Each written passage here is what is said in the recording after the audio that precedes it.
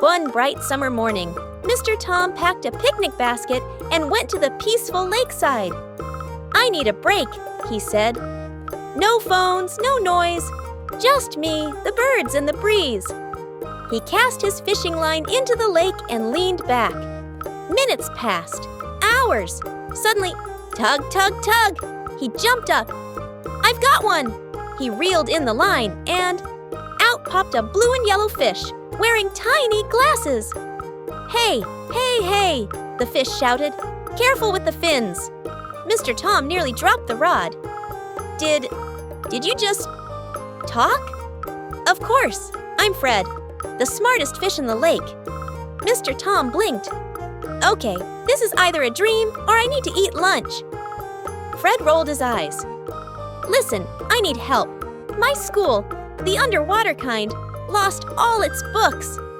Fred wiggled and flopped until Mr. Tom gently placed him back in the water, but with his hands still in the lake. "Come with me," Fred said. Splash! A bubble surrounded Mr. Tom. It was a magic bubble helmet. He could breathe and see underwater. They swam past seaweed swings, clam playgrounds, and jellyfish lamps.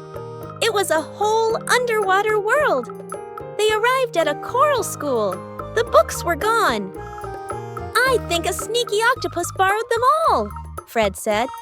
Sure enough, in a nearby cave, they found an octopus with a dozen books, reading them all at once.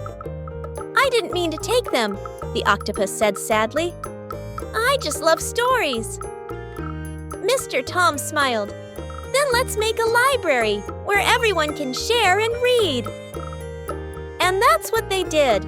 They built a glowing underwater library with coral bookshelves, shell chairs, and a bubble story corner.